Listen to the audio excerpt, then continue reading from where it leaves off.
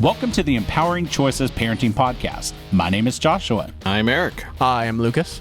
Erik and Lucas are licensed professional counselors. We have created an online community with a website and an app full of parenting resources and courses. Most importantly, all of this is centered around a private community where you can share your struggles with us and others. If you are interested in joining, please check out our website at empoweringchoices.community or search for our app in the App Store by searching Empowering Choices. For a small monthly fee, you receive everything I talked about and you help support the show. Plus, every time someone purchases a membership, we gift a membership on your behalf to someone who otherwise could not afford it. All right, now on with today's show. And today we are talking about the brain development of children, which sounds like a pretty interesting topic.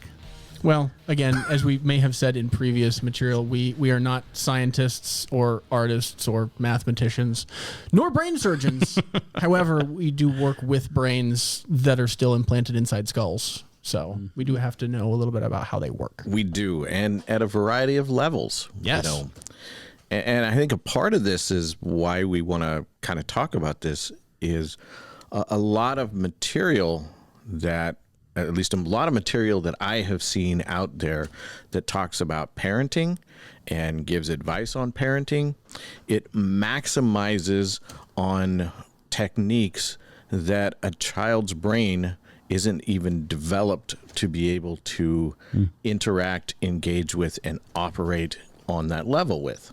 And so our fundamental point throughout this little blurb is going to be children's brains are not adult brains, and there is a development phase, or there is development that occurs, and a child when they are born, doesn't have the ability to have a logical, philosophical conversation. Right. Yeah, period. And that's only like one layer of this, Sure. You know, because let's also bring out that a human brain never stops changing and developing over the course of a human life. And that's something that we didn't used to believe the same way that we do now. Exactly. That is developing science as well. And I believe it's somewhere in the additional notes for this section on brain plasticity. We kind of thought that the brain was somewhat locked in when it hit adulthood. Right. But it turns out that even adult brains are more plastic, malleable, flexible, have the ability to learn more than we thought they did. And there's been a lot of, psychology researchers who, over the last, 60, 70, 100 years have really put some work into, different ages, different stages, different thinking, different focus. When I'm in the counseling room and I have someone in there who is in their 30s, I'm thinking about the perspective of where their brain development is as we're doing counseling in the same way, which is going to be different with someone who's in their 70s, because the brain development has developed and changed over that 40-year span. And now the outlook perspective is different, whereas the counseling then may be different because it now includes different types of perspectives. And so that comes back down to, well, let's talk about kids and in the beginning. And you mentioned this is one of the things we're going to hit on. And I think another thing that we are going to be hitting on in a lot of these podcasts is that parenting matters. Your parenting of your children, of your blood-related children, of your stepchildren, it matters, and it matters a great deal within their life and the course that they're going to go out on. And I've heard parents say to me when I've said things like that, I really had no idea that, even other than, yes, I am their father, that I really had any influence or mattered or counted whatsoever. So here's how I'm going to take this segue, because I have a thought that I want to be sure to share. Yeah. We were talking about all the research that's shown all of these things, right? So the research in particular that is fueling this particular podcast is a book called The Whole Brain Child by Doctors Siegel and Bryson. Dr. Siegel is kind of known for his brain scan kind of work. And so this very known. The Whole Brain Child is genuinely a really good book for parents, because it's written to parents about their children's brains. So this is going to be informed a lot by what he said. So it's going to have research about brains and also what parents can do to be the parent that matters in their child's developing brain. So that's kind of my credits to where the research from this comes from. But then we also have our practical experience of interacting with those 5-year-old and 7-year-old and 13-year-old brains in our, professional careers. So, and it all matches, turns out. And just to caveat a little bit on what you just said, if you didn't get, the title and the author there, or, if you got it and then a little while later you're like, oh, wait, who was that again? This will be one of the books that we'll have embedded with, on our website, that will have a little description of it. So you can always go there and be able to, find different books that we're talking about as to who they are and have the title again. So like when I think everyone sees a baby and you understand that newborn infant is not, you're not going to make a reasonable conversation to say, if you will quit crying, it's going to make the night go better because of A, B, C, and D. But it seems like I've seen people trying to reason, with maybe a 5-year-old in a way as if they were. So how do you kind of gauge and figure out where a child is along that and what's appropriate at what level? Since when it starts to get muddy, how does that work? Well, parenting is muddy. So I'm not going to disillusion you of the fact that I can tell you at age 2, you should use these specific words. And at age 7, you should add these specific words to the magic words that you're going to say to your child. Right. So essentially, and as you said, like, we know instinctually that a baby is not going to have a logical philosophical conversation with you. So why do we assume that the 5-year-old can? Right? The development of the brain is kind of like a slow sliding scale, right? I remember when I learned to drive a manual car and operating the clutch, right? It was the difference. It helped me to learn that the clutch is not an on-off switch. Yeah. Right? It is an infinitely variable switch. Well, I've still never learned, so. Oh, okay, well, we'll have to educate. But we'll go out to the parking lot after the... We can test my brain plasticity, show, right? Yeah. Oh, we should have been doing this podcast while teaching Josh how to use a True, clutch. that would have been fun. With cameras. There would have been a lot more screaming and much less content, I think. Indy would have been terrified. I think it would have been a very comical type of a situation, like putting Kevin Hart and The Rock together in one of their comedies. Yes. You are just in rare form today, aren't you, Eric? I don't know. I feel like I'm me, but maybe. Yeah. So there were these bright lights last night. I don't know. Aliens. I digress. Go ahead. Just slightly. Man. Oh, so to come back to my hijacked metaphor, right? If a clutch is an infinitely variable switch that goes, from off to on and every stage in between, that's kind of what human brains do from birth to, death ultimately. But we are kind of looking at the much more narrow window of birth to, early 20s for kind of this segment of brain development. And the switch kind of slowly moves over, right? So one of the portions of the brain that, we're talking about is that children's brains are very emotional and very survival oriented. And in the structure of the brain, I'm not going to get particularly technical with all of the anatomical details, but one of the structures in the brain is called the amygdala. And that is a structure in the brain that is kind of lower in the brain, closer to the the neck, right? It's not up in the front of your forehead. And that portion of the brain is focused on survival and emotion and fast reactions. And that is the part of the brain that comes out more or less fully developed at birth. And so when CAT scans have come on to the surface, sorry. right? Not those kind. Talk about me as rare form. Okay. This is just fun. Yes. But when the CAT scans came on, then the area that you're talking about, in that back base area is more fully lit up for children. for those under 18. Right. Whereas in the frontal cortex, which you're talking about, that handles the region and the logic and the thinking, is more lit up for an adult. You know, and what I refer to when I'm talking to parents or kids is that kids are primarily emotional-based thinkers. And as you were mentioning, that also means they're primarily survival-based thinkers. You know, and then adults are primarily logical, secondarily emotional, kids being primarily emotional, secondarily logic thinkers. Or at least for adults, they have the full span of options available to them. Like, can adults dive way down into the emotional-based, you know, survival-based thinking? Absolutely. They just have a greater range available to them at any given time. And is the greater range available to them also an offshoot of the temperament slices that they may have? You know, you're going to have some adults who are primarily looks like they're emotional thinkers, you know, versus logical thinkers, you know, and that's a part of the beauty of being a human being, is that we are all so very different. These are kind of the basic foundations of what science and psychology and medicine has been able to discover.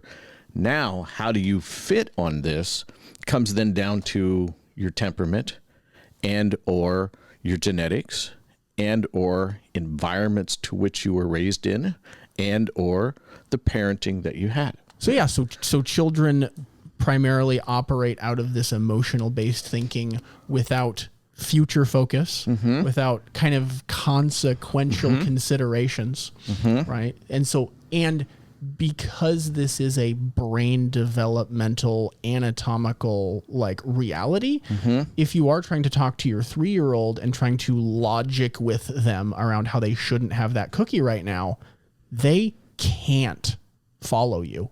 Right. It's not that they're being stubborn. It's not that they're throwing a tantrum, although they may be. They can't. Right. So you have to join them in their intellectual capabilities to wherever those things are, and engage with them there. Now, you can expand slowly, like exercising a muscle, your children's ability to be more logical. But again, when they're in that emotional part of the brain, when the amygdala is firing, it shuts down the brain's ability to be logical. Oh, that's a great way to put that.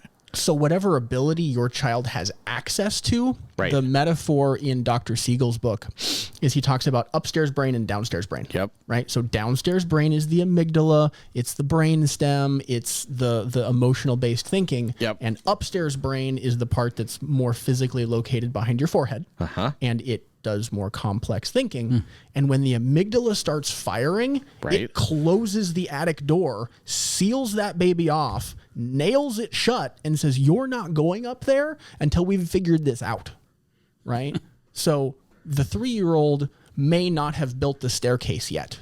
They may have a zero ability to get up there, or it may be a really flimsy staircase. Well, being that the brain doesn't function a lot in the upstairs more than the downstairs, you know, in a child, then, you know, there's not a lot of we can even say that the staircase is already formed, but there's just not a lot of movement up that staircase. It doesn't mean that you shouldn't talk to your kids in logical ways, because that will help them become more comfortable going up those stairs into that upper part of the brain.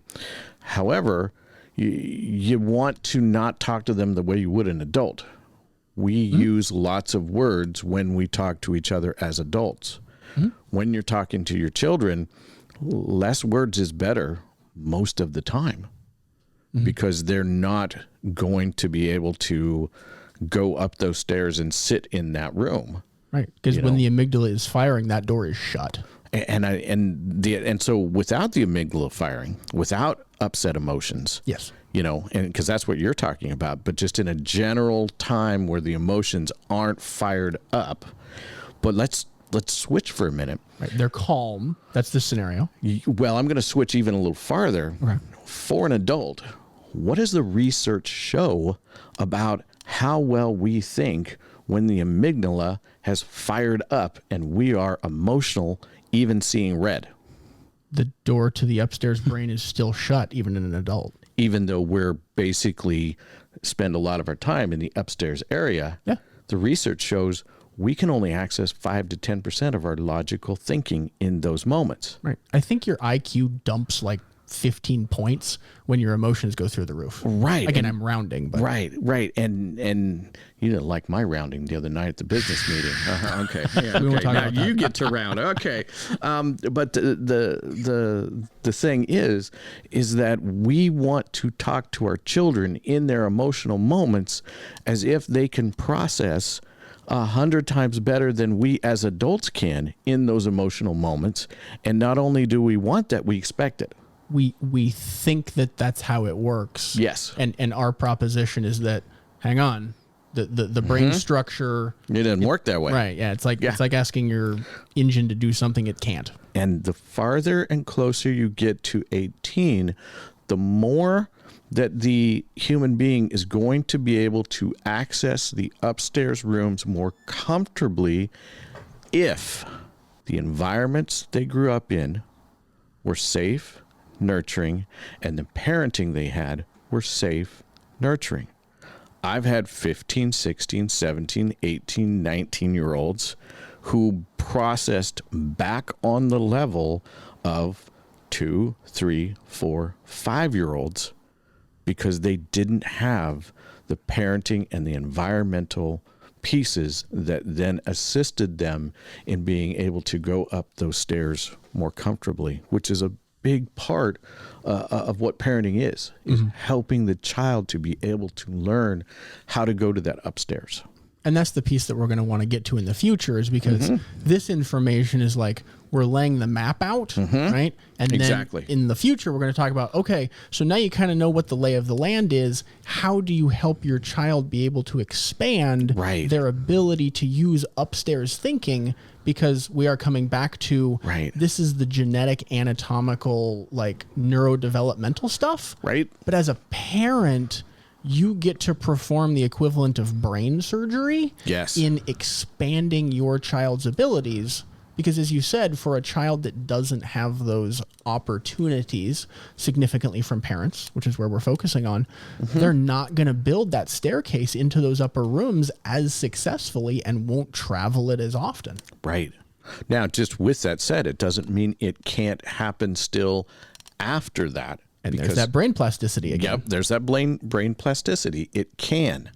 And we just want to put that out because, you know, there are some parents out there that went crap, or some people that went crap, I'm screwed. It's never too late to, well, if the brain is plastic, you can always expand those abilities. An old dog can learn new tricks. Oh, we're learning. I was just thinking that very same thing, because here in America we have the saying, you can't teach an old dog new tricks. And about 15 years ago, they did a big research on that, and they actually proved in the research just what you said. You actually can teach an old dog new tricks. Right. Yeah. Brains don't get locked in and become rigid and crystallized. Right. You know, and so there is always the ability to be able to change things, whether it's right now with your 6-year-old, or change things because you didn't go through the good, you know, environment as a child and you're 26 or 46 or 66, to be able to help those things to be able to grow and continue to grow the way they were supposed to. And it's one of the reasons why we have a large toolbox of tools that we're going to be going through, you know, in these podcasts, and that we've lined out and listed out in our parenting manual. Our philosophy is we want to teach you what's the basics and foundation that we've learned through science and psychology and medicine and sociology about what the human being is, and then give you a large array of tools that you can pick through to be able to see which ones help you the best, which ones you're the most comfortable with, which ones help which of your children, because you may have 1 to 16 children, and all of the tools aren't going to work for every one of them, because as we mentioned earlier, genetically, they all come out with their own unique temperaments. Yeah. I'm really bad with sayings, but what's the thing about every problem's a nail if you're a hammer or something? If all you have is a hammer, every problem looks like a nail. Yeah. And, that's what I really love about, even answering my question about, hey, what do you do? If you do have this toolbox, instead of just carrying around the one thing, then you can go, okay, well, based on, kind of what I've learned when where we're at and where this child is at, I'm going to use this tool. And okay, this worked that way. Maybe next time I'll try this or that. And so it's like the more tools we can get in that toolbox, the better equipped we are. And then the better you can deal with that ever-changing, morphing, sliding, developing brain. And then add on to that ever-changing, morphing, sliding landscape of life. Yep. Because then that's another level of that whole picture. We've got some podcasts that talk about the developmental stages and needs and thinking of kids in the different age ranges from infancy, up to 18. So you have those to be able to go to as well. And then, just like you said, we have different tools. Because right now, one of the things that I find a lot of parents do is that talk, lecture. It is a tool, but it's more of a specialty tool, and it needs to be in the right types of situations. So it's more like an Allen wrench to use that tool. And, we're going to talk about that more in a different podcast. But one of the reasons why I think, and, one of the reasons why I've watched myself, over the course, of having kids is talking and lecture is easy. It's easy to fall back on. It's easy to fall into. It's easy to stay into. But when you do that, it's like swimming in a slough. Well, and it's because it's the way we interact with other adults when we're calm. Yes. And it's just kind of a default thing that we go to. And if we look at our society right now too, because our society, I don't know about other cultures around the world at the moment, we don't like conflict.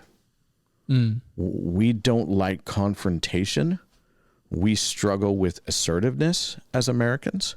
And so even in our everyday interactions with each other, as adults in the logical area, if you really look at a lot of those conversations, we're avoiding those things, which means we're staying in the logical place and not even using different caveats when different things, come up in our own conversation. So how much more are we going to do that also with our kids, who we can't go on break from and get away from, whom we can't go home and get away from, but we don't like it when they get upset either.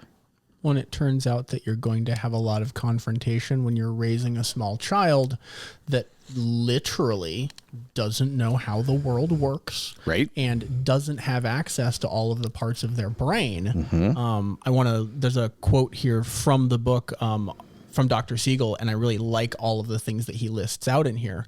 Is he says sound decision making, control of their emotions and bodies, empathy, self-understanding, and morality are dependent on a part of their brain that hasn't fully developed yet. So if you want a child who has all of those skills, they cannot have them all at age 3. Right. You have to parent them into them.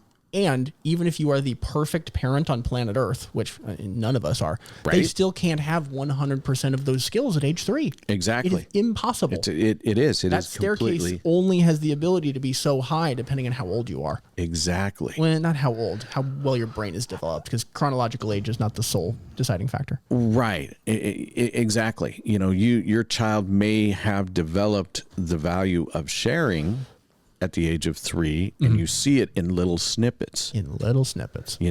But they do not have the higher forms of moral judgments, and that's a part of you're working with them and parenting them. You're showing them when they, you provide something to share with them and their siblings, and one of them decides, no, all mine, then the tools you're using after that are actually helping to shape their brain into learning those moral components. Yep. You know, Brain and a lecture is stretching. not going to be the one that does it, because when we talk about a child being in the emotional center, what that means is I want what I want because it feels good and I want it. And they can't see futuristically, they can't see cause and effect wise, they can't see, depending on the age, how far that can affect. And so a lot of times the younger you are, the more immediate you're working with on the situations or the tools, you know, and then as they're growing up, you know, and they become in grade school, they may be able to see into tomorrow, maybe even next week a little bit. And so then you're seeing them make choices that are working off of the framework of what you've been doing with them already. And that's happening. It's putting it together. But don't tell them how it's going to affect their career for the rest of their life. They can't see that far. Exactly. Right. Well, I mean, I more realistically, I've had parents say, you know, I cannot get Johnny to be able to understand how what he does now is going to affect him next month. And I'm like, well, because that's a brain impossibility. Right. Yeah. You're asking the gopher to fly. Right. You're asking the gopher to fly. I don't fault Johnny because he's not getting this. He's not supposed to. You get to be his external brain and get it for him and then help him edit his behavior in light of your knowledge. Exactly. In light of your knowledge. You have the big picture thinking. You have the cause and effect thinking. You have the different types of being able to predict and see into the future that his brain can't even begin to handle, which is why when a toddler is reaching for the glowing stove, we prevent them from reaching it. Rather than learning themselves. Right. Yeah. Right. You know, and sometimes with some children, they do have to touch that. But most children, we can just divert them and they don't understand why. You can say, oh, no, that will burn you. Oh, no, that will hurt you. But they're like, yeah, but it's orange. I touched that. It was orange. It didn't hurt me. That won't hurt me. That's a prettier orange. I want to touch that. I'm going to touch that. You don't know what you're talking about. None of this thinking would happen in that child's brain. No. You know, they'd just be like, I want that. Right. I want. Yeah. Turn around. Okay. I'll get it. Want. You know, and then it kind of goes, you know, from there. And that's where, you know, we just want to emphasize over and over, your parenting and love for your children matters immensely. So you can't teach a gopher to fly, but maybe parenting puts it in a catapult. Hey, that's great. I like that. I like that. That's cool. So we're Now, drawing. you better put a parachute on that one. Yes. Or we're going to get some emails. That's true. Or Josh will. Here, let me give you our email. Yeah, right no, now. let's not. So we're drawing out the landscape right now. Now, can we make it a scoring piece so we have, like, you know, a bullseye out there somewhere and they land softly close to the center? That'd be gopher golf. No, that would be a hole. If it's gopher golf, to parachute them into the hole. Gopher shuffleboard. No, you'd have to slide them, and a catapult doesn't slide. I don't know of any games that involve catapults, okay? You're going to have to give me some credit here. I'll get you the toy. You've been listening to the Empowering Choices Parenting Podcast. If you have enjoyed this show, we would encourage you to visit our website at empoweringchoices.community. For a small monthly fee, we offer a website full of parenting courses and resources. You also have the ability to connect with parents going through the same struggles you are in a safe and private environment. Every time you purchase a membership to our site, we give away a membership to a parent in financial need. Help yourself become a better parent while helping others gain access to important parenting materials by supporting our podcast. Check us out at empoweringchoices.community or in the App Store by searching Empowering Choices. We'll see you on our next episode.